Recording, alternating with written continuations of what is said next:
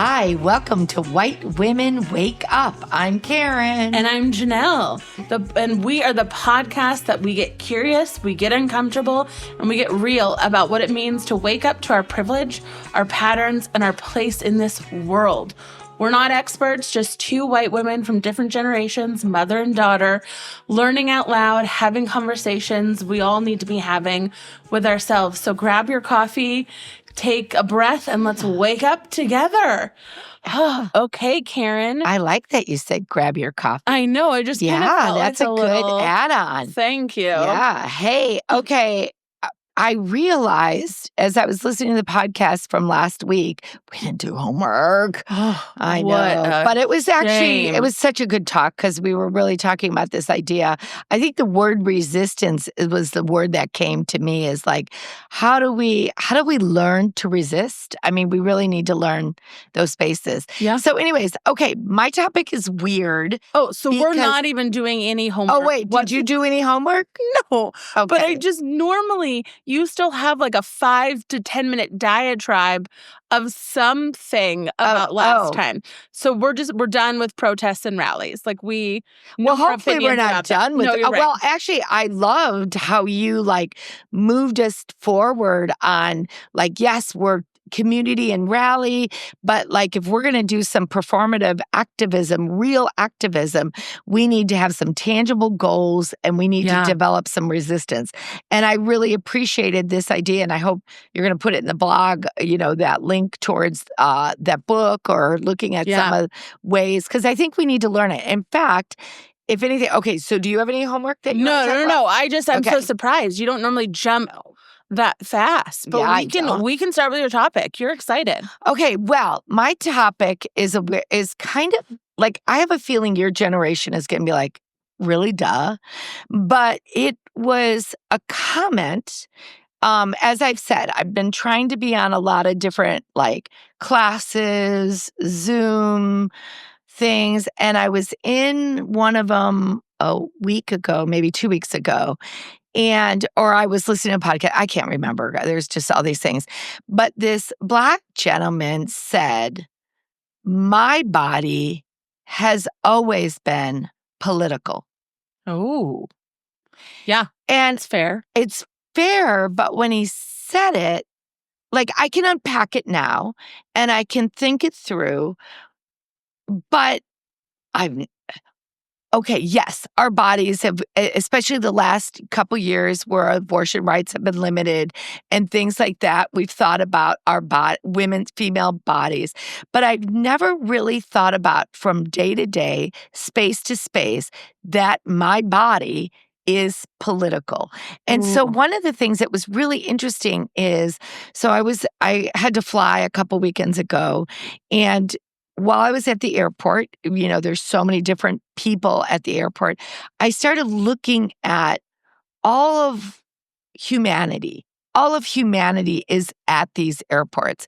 And I started to identify what is political about each of these bodies, right? And, for example, in Black bodies, it is the ability to show up, to vote, to have access to spaces. In disabled bodies, this idea of access and all of that becomes political dialogue. All of it does. So, the other thing is I was looking at, and I kind of wanted to do some research on this comment, and it was Black bodies are constantly being read, judged, and policed without their consent. Yes. And so that seemed to be a tag. Anyways, let me just start there and let me kind of see what that reaction gave to you with that comment. Oh, I mean, I have several thoughts on it. I think congratulations to you. Yeah. Well, and I also want to take it away from the language of identity politics, because identity politics, even though they're kind of somewhat the same, that's been used as a polarized term through the government and through voting. So I guess I want us to really look at what does it mean to be a person on the margins that really feels like every day their body is political. That's exactly what I was Okay, speaking got to. it. Okay, got it. Okay. So congratulations in your privilege I know. that this is not something that you've thought about every day of your life. Yeah. This is something that I have thought about every day of my life. I am someone in a bigger body. My body is politicized. My body is constantly viewed, is constantly judged. I am constantly seen.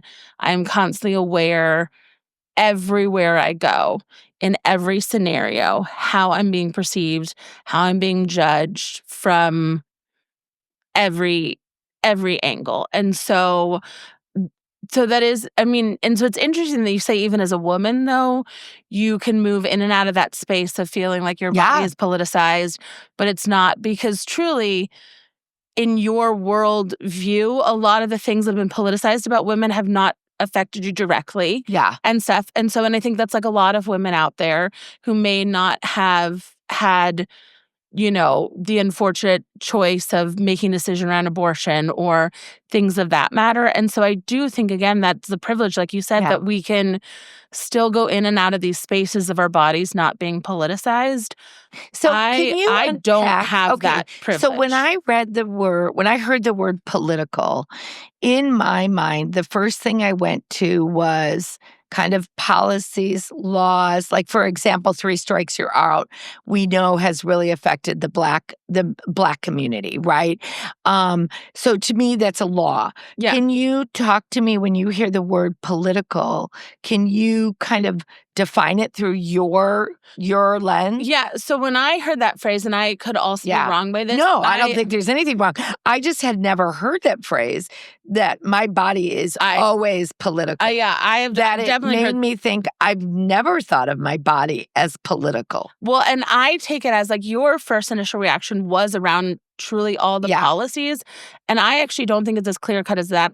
My interpretation of it more means that my body is political because people see it as a tool that they can own, that they can manipulate, that they can judge, that they can put policy over. Like it is not something in the margins that does. It's something that can be observed, that can be commented on, that Yeah. can be.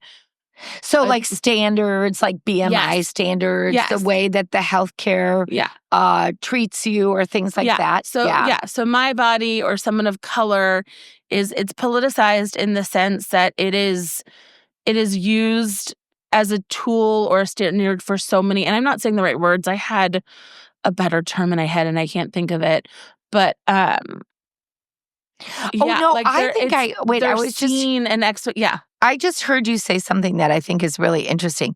It's used, it's opposite almost. It's like the kind of white dominant body that fits within the kind of stratosphere of, I hate to use the word normal, but yes, let's normalize it, right? All of the other bodies are othered, and because they're othered, they become politicized. Is that what you're saying? Because of this like language of standard? No, I think maybe this is a better example. Well, then I'm trying to explain it. So it's like almost the opposite of infantilizing. Okay. So like infantilizing is when you take something. So for example, there's a show out now called Love on the Spectrum. And some people are really frustrated, and it shows people on the autism spectrum on a dating show. And where people are very frustrated is it's documentary style as opposed to like dating show style, which then puts it as a place where these people can be watched as others, observed, infantilized. And so that's what I feel like that's my body is political. Is you become infantilized as an other and then used as examples or used to So, this is again, this might be me or this might be my generation, but can you give me an example of that fantasized for a person of color or a woman of color or someone I who think, might be queer? well, I think there's so many things. So like, I think like where some people might find this like a positive thing, but it's still their body's political is like if a white woman compliments a black woman's hair. Yeah. Like in the white woman's mind, that's a compliment, it's nice, not understanding that there is a political narrative around, that you even get an opinion on this woman's hair or there's controversy. Again, it's just something that infantilizes because at the core, it's fascinating. And it's more about you're fascinated by the difference, the otherness. And so then that becomes, like you said, like this kind of, you're like a purviewer, a peeping Tom kind of thing. And those are just light examples. Again, you can take more harsh, like more solidified examples that you were talking about when it comes to I was thinking different laws around I was thinking about laws and policies. And like, for example, you and I have walked through the airport a million times before. Sometimes it's easy to find elevators. Sometimes it's not.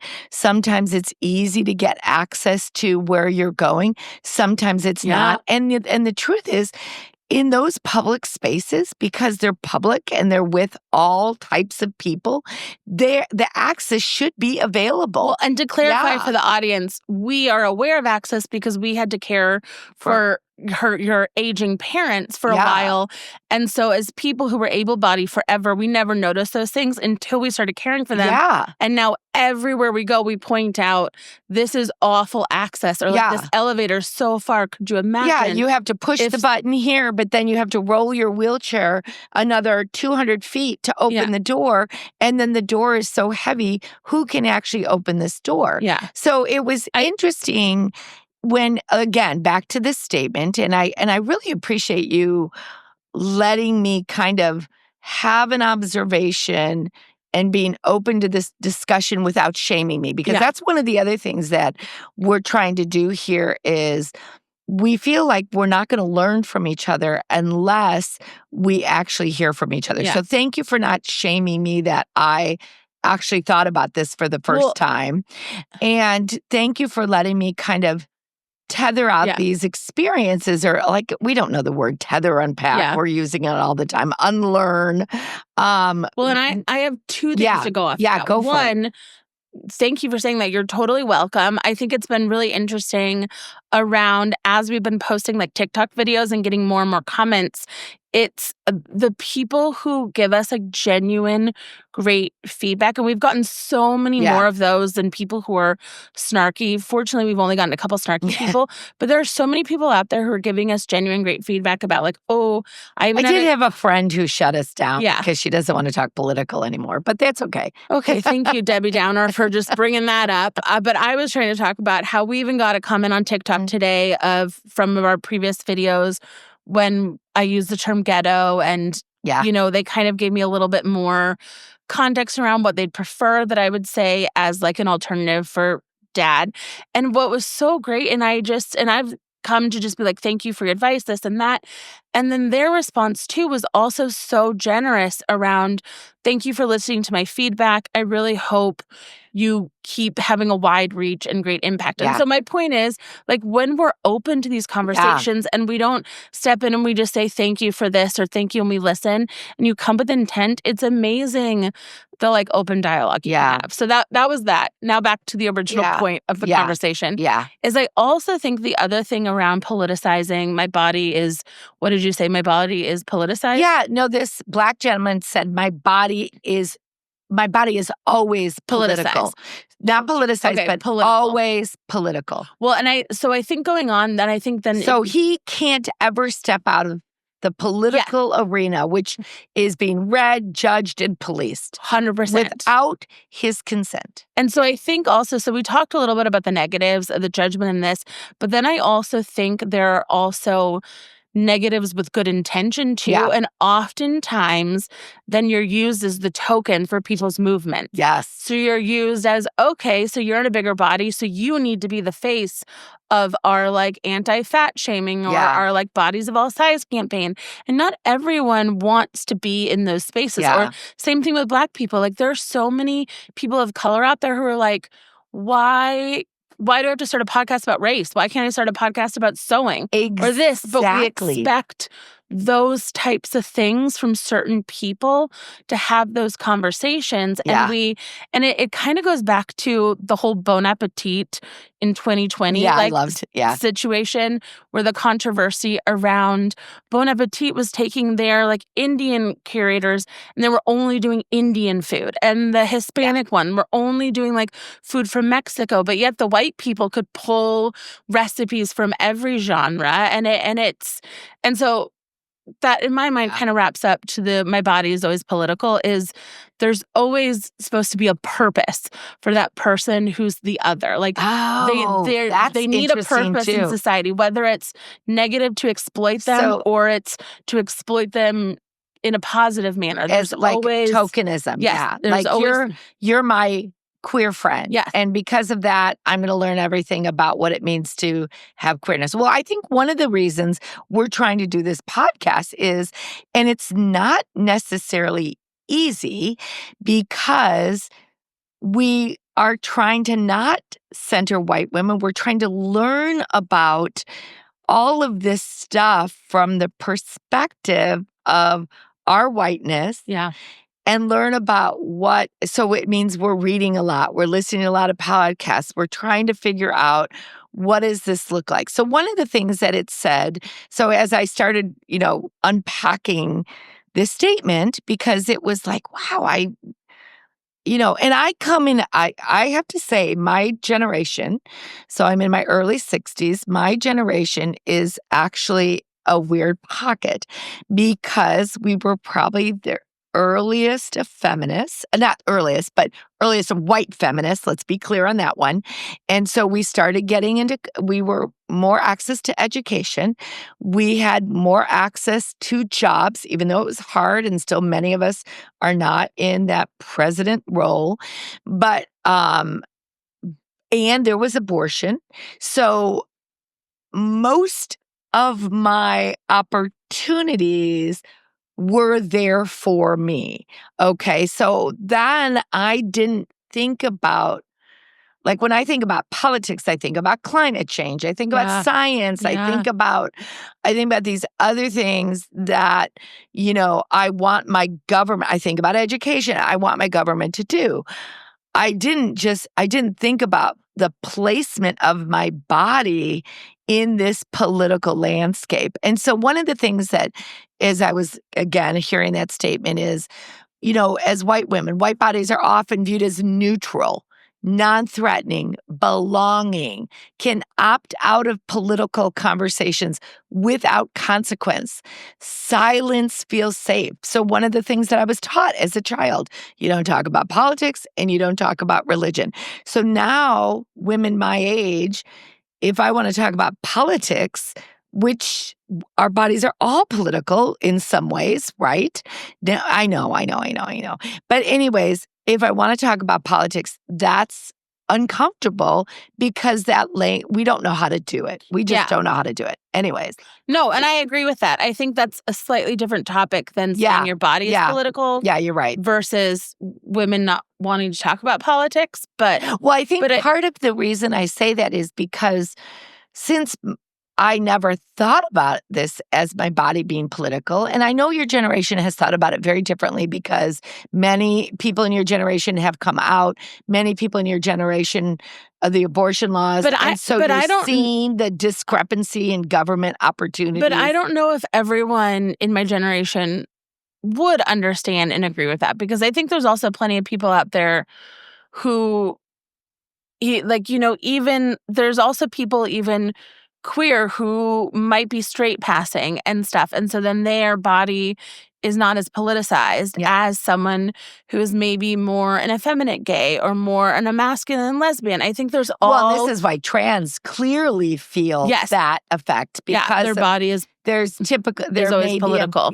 Body is always and it goes back. I'm not saying because I'm in a bigger body that I also still don't have my white privilege. Like there's a lot of intersectionalities with like still in spaces, but I totally understand the statement, and I think that's a huge privilege for you to recognize that you never felt that your body was political. I never. It was, and then it made me unpack why. Yeah. You know why? Because I fell in this pocket of many things in the government were in favor of how I was moving and navigating my life. And so, and so now as we see, there is a lot of government involvement right now, and there's a lot of government involvement, not now, let me back that up. For persons who have experienced the margin, government policies often have not favored. Mm-hmm. So they definitely have felt it for ever. Persons like me. So one of the things that made me curious about this or that statement is how then do I change it? How then do I say, as I'm seeing people, as I'm engaging with people, as I know the immigrant story, as I know someone's story, their body is political. And how do I engage in it? One of the things that we don't need to be the peacemaker. That's one. We don't need to constantly feel like disruption and conflict are unsafe. We're so afraid of that. It goes back to like this fear of the rally versus the protest. But I feel like what you're saying are like different things, as if I think the statement, my body is political, is always political, is not necessarily something the individual can shape and change. So I think the thing is, I think what you're asking for, like, how can you change this? I think how you can change is if you find yourself infantilizing, if you're finding yourself doing microaggressions, those are things that you can shift and change. How you perceive and interact with people, how you make snap judgment in your mind maybe about someone from afar. Those are things you can start to recognize and shift. Yeah. But marginalized bodies as politics is... I don't know how that will shift as the greater society. Yeah. To be completely honest, that is a bigger... Yeah. It's challenging the systems, isn't it? It's really looking at the systems. Yeah. Like, for example, a lot of the disability rights or like ADU are just suggestions. They're not laws. No. So it's challenging the systems, right? Would you say? But again, still don't, the way you're talking about it still doesn't understand that you're like, but that still in a nutshell, if you're challenging the systems, it's still saying their body is political. Them being in a wheelchair is still political. So this is what I'm saying as a whole. So how do you're asking for to change that is not necessarily... Okay, so I'm looking at it from like access and political inclusion. You're talking about it more from the language of I'm talking about it from acceptance. Both perspectives. Yeah. No, I'm talking about from both perspectives. As a whole, well, it's like the book that we just recommended, The Body is Not an Apology. Yes. That is such a good book. Great book. Yeah. No, what I'm trying to say is like this statement as a whole, you are simplifying it into building better policy or just not judging people or not doing microaggressions. But this statement as a whole is not going to shift even for positive view. So if the positive view is like you're making good policies, then their body is still political because you're still making policies around their body. Okay. So the politicalness of it will unfortunately still remain. Yeah. It's if there's negative politicalness, which is, again, I think so many other layers to unpack. No, you're hitting on something really interesting. So I viewed it as a negative because... I think it's both. It's both. But what is so interesting, and maybe I've listened to this... Actually, I think it's mostly negative. But it is negative until we're all comfortable having these kind of conversations that don't like getting in, like being part of that. No, you're still not getting. No. You're still not getting it, because that's still, even if it's a slightly well-meaning and it's positive, it's still negative because that person is being marginalized or othered. If we're having to, like, what you're talking about is a utopian society of in the same essence of like why we put like our pronouns on our signature. It's to normalize it for people. And so like the best way you could do this is, like you said, you create policies for all that normalize everything for all. But the utopian in that is so much bigger than just pronouns on our signature. And so that's what I'm saying. Even with the best intentions, other bodies as political will always be there. And then being political is still being called out uncomfortable. Yeah. So even if they're good policies to benefit me, I'm still being called out and uncomfortable because of my otherness around it. Yeah. Still not in the system. Yeah. So how do is there no, can I not reconcile this? Well, do I just become aware of this? Where do I, like, again, as a white woman, I always want to move forward. I always want to fix it. I always want to feel better in some ways. It was interesting, like I said, at the airport, because there's so many different people at the airport. And I had just heard that statement. I was able to, and I don't think I was trying to, I don't know, what do you call it? Fantasize? Infantilize. I can't remember. Infantilize. I was just trying to be aware of what might be governmental issues around all of our certain needs. Yeah.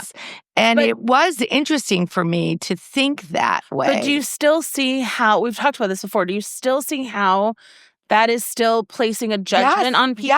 Placing, and I think, and that still in some ways is infantilizing people because it's creating a narrative around their world. And I'm trying to tether this with like, because again, it's all met with well intentions, but like, it's almost like looking at zoo animals. And I know that's not your intent, but you're looking at other people from this lens of like, oh, like they're separate from your world, essentially. Yeah. You live in this world and then, but you feel bad. Like why are they being caged up? Yeah. But it's still not incorporating people into your world. And so I think a couple of the things that you can possibly do that I brought it up is, one, work on not infantilizing people. Like work on really not assessing judgment, not thinking, like, even no matter how well-meaning it is, just authentically getting to know people. Authentically getting to understand where people are coming from. Well, it's also breaking down all our biases, right? Like, for example, what are our biases?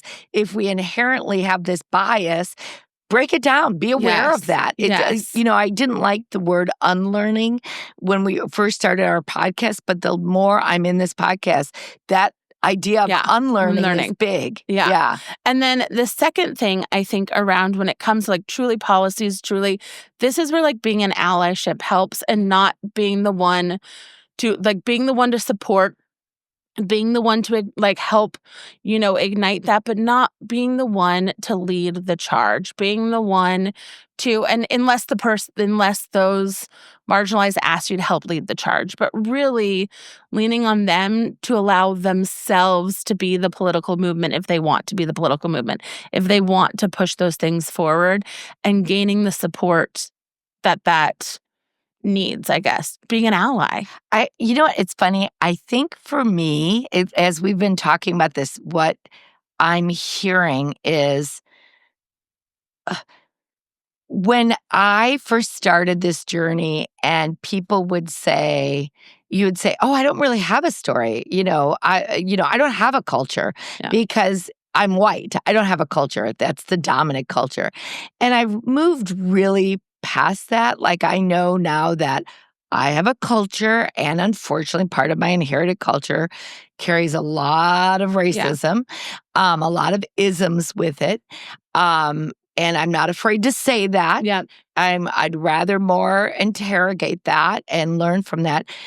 And then when this comment came up, it was like I started my story I started the journey all over again. And I think it's just a reminder that this is really a journey. We've, as a white person that goes hundreds and hundreds of years in the culture, the European culture, white European culture, I have a lot of inherited bias. Well, and so it was really an eye-opener to me to hear that statement and to think everywhere this person goes, they feel their body is politicized. What I love that you said about that is I actually think that's such a positive thing that you've had this. One of my best that I had that epiphany. That epiphany. Yeah, of like, so I thought I was talking. Yeah, yes, that I thought I was so much farther than I'm here, and it's interesting. It reminds me of one of my favorite managers that I ever had in my career. Kind of gave me this like life cycle of like knowledge in your job, and it's like the first couple months you're just going to be overwhelmed. There's so much to learn, this and that. Then the next couple months, you are going to be on top of your game. You are going to think you know everything. You're great. And then you hit a couple months after that and you realize how little you actually did know because your world is kind of opening up. And so I feel like that in general is a learning cycle. It is. It's like you get to this point where you actually feel so confident about what you know that you feel like you're an expert. And then you hit more expert level and you realize, oh my gosh, there's still so much more to unpack here. Well, and the thing is, this is such a journey. And, I don't know. We're trying to love people. We're trying to love everybody and see everybody for who they uniquely are. And it takes time, doesn't it? It does. And it takes, and thank you again. It also takes courage, the willingness to be vulnerable. Yes. And it takes the willingness to be able to unpack these conversations. And you did not judge me, so I appreciate that. And thank you. You don't judge me. These are, there's nothing. We're not going to learn if we're not going to be honest. Yeah. So we really encourage you to find a friend or start practicing these conversations or email us hello@whitewomen.com, whitewomenwakeup.com. But I think finding a person to have conversations that allow you to talk about your biases, your inherited culture, in a shame-free space. What does that look like? It's been really great for us to untether these in a place of authenticity and shame-free and to just open up and learn things. Yeah, I'm learning a lot. So anyways, thank you. It has been great. Please give us a follow at White Women Wake Up on Instagram, on TikTok, or email us at whitewomenwakeup.com. We would love to hear from y'all. Before we go, I forgot to mention this on the last podcast, but I have a fun fact, and it's actually not that fun of a fact because I want us to change the narrative. But on Spotify, 53% of our listeners are men. Yes. I mean, great. Thank you, men out there. I love it. I appreciate your listening to us. Please also let the white women in your life know that we want to talk to them too. Yeah. But that was a really interesting thing I learned this week. That 53% of our audience is men. So that was a shock. That is a shock. Yeah. But it's exciting. It's exciting. So, well, now this is 2 more seconds and we already said goodbye. But we do know, for anyone who's listening, that using the language of white women can feel threatening. And we did it on purpose because we know you have the ability and the courage to step into these hard conversations. So go for it. We're going to be okay with it. We're going to be okay. White women, wake up. Yes. Okay. Bye, everyone. Have a great week. Thank you. Bye. Wait, it's not saying record. Wait. Oh, I think I am recording. Oh my goodness. Oh, jeez Louise. Sorry. Okay.